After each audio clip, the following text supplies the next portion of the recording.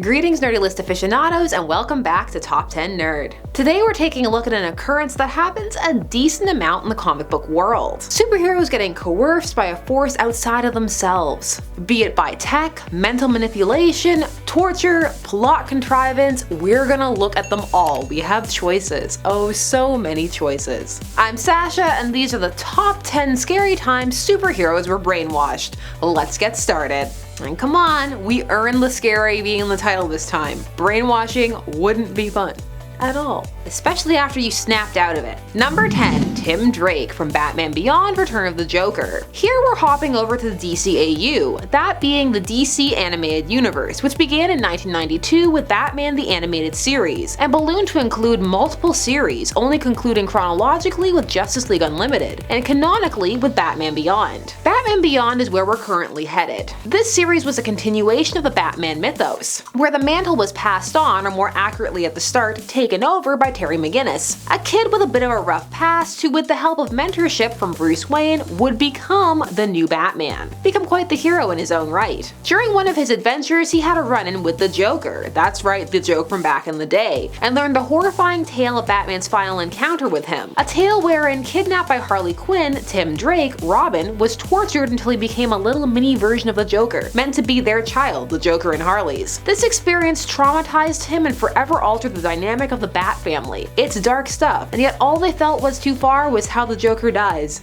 Into it. Number 9, Hawkeye, Avengers 2012. Hawkeye first appeared briefly in the MCU in Thor in what was essentially a cameo role that was really exciting to comic book fans because it heralded what was to come, that being the coming together of all of the Avengers, and that there was actually gonna be an Avengers movie. So when 2012 came, the hype for this movie was real. People wanted to see the team together. But within the opening 20 minutes, Hawkeye is brainwashed by Loki and his scepter, and he spends the majority of the film doing his bidding, Loki that is, which leads to a cool fight with Black Widow, where she breaks through that programming by just hitting him really hard on the head. Still, for some, it was not the most compelling showcase for the character. At least they kinda dealt with it, unlike Tony's PTSD, which was often mentioned but never delved into. Number 8, Justice League Unlimited Meta Brawl. Oh yes, we get to go back to the DCAU twice on this list. Today is a good day. Justice League Unlimited was the spin-off of the animated series Justice League, the main difference being cleaner animation and a huge increase of the hero roster. When they say unlimited, they mean unlimited. In this episode, the female members of the League are acting weird, they're tired, they have mysterious bruises, something doesn't add up. So Wildcat and Green Arrow decide to investigate, both being particularly worried about Black Canary, whom they both have a connection with. The revelation? The villain Sonar is brainwashing the female contestants so that they can fight for cash money, and because people want to see them fight. They have a fetish about chicks, fights, superpower chick fight. This ring is run by the villainess Roulette, because she knows what's up. Needless to say, the women aren't pleased when they realize that this has been going on. And this group includes the likes of Wonder Woman, Hawkgirl, the Huntress, and of course the aforementioned Black Canary, so yikes. Number 7, Supergirl, Batman/Superman Apocalypse. Superman and Batman are best friends, despite what Dawn of Justice wants you to think. They always have been, it's just that over time, writers have come to acknowledge that the differences in their personalities and methods and their dispositions would lead to them having probably a bit of a rough start or friction before they became these besties. One comic series that took place firmly after this warm-up was the 2003 crossover series Superman/Batman. This series was also hilariously shippy unintentionally. The first big arc was Public Enemies, where they dealt with President Lex. The second was the Apocalypse arc, which reintroduced Supergirl, again who had had quite the confusing time since she was killed off in Crisis on Infinite Earths back in 1985. Her reintroduction here is very teen girl extraordinaire, and she ends up being brainwashed by Apocalypse and becoming one of his female furies, because Batman and Superman just don't understand. She gets a costume that I love, but also she's like 16, so calm down, comic. Number 6, Superboy, Teen Titans Volume 3, number 24. Superboy, after being the personification of the 90s, was soft retconned to being a hero who wore jeans and a t-shirt, and was also the genetic son of Superman and Lex Luthor. My favorite fact of all time, that they cannot take away from me no matter how many retcons happen. Collects for life, Smallville ruined me. In the Teen Titans, this very much resulted in a who am I? Am I a hero or a villain? And Lex was quick to use this to his advantage, manipulating the boy until he broke down and became evil for a little bit, which meant he had to shape shave his head, because how else would we know? He needs to look like Lex to be evil. And he also cut an L into his shirt over the S. In short, it was a great must-read. Number 5. Nightcrawler. From X2. Going over to Fox and their X-Men universe for this number. A universe that gets very little cred these days, but was actually a huge deal back in the day. X2, X-Men United from 2003, opened on a brainwashed mutant, in this case Nightcrawler, attacking the president. This was all part of a plot to make mutants look bad, so that controls could be more readily placed upon them. This was achieved by using a mutant with mind control powers, who is being controlled by the bigoted William Stryker. X2 is honestly pretty solid. Go back and give it a rewatch if you have time, or if you want to.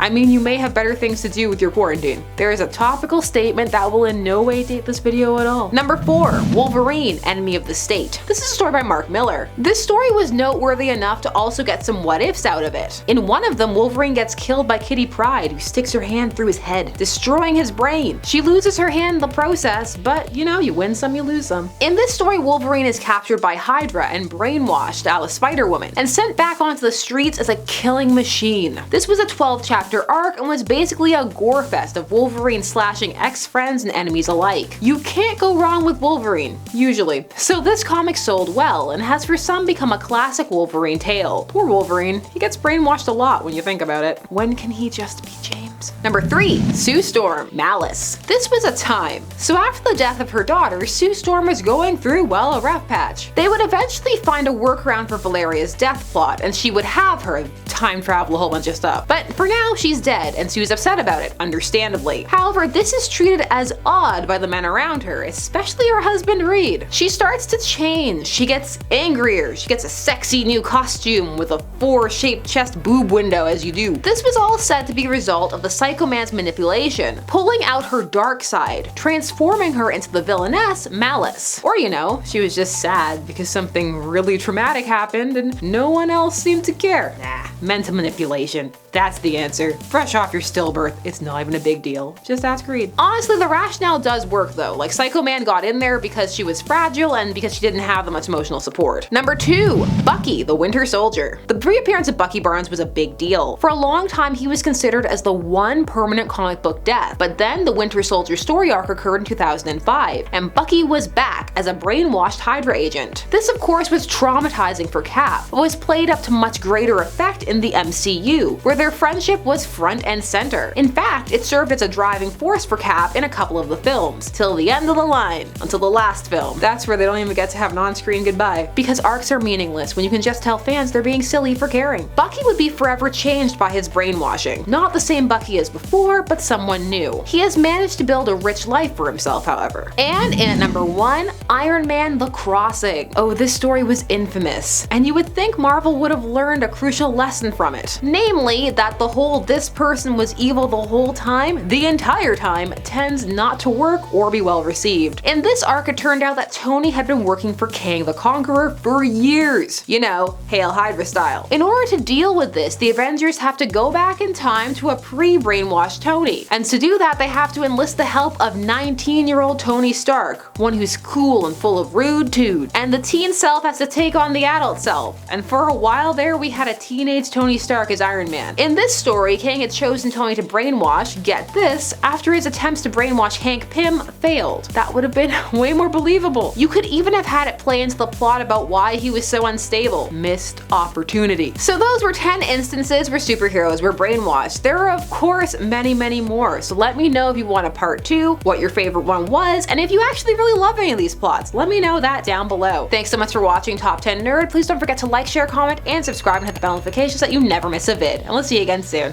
Bye bye.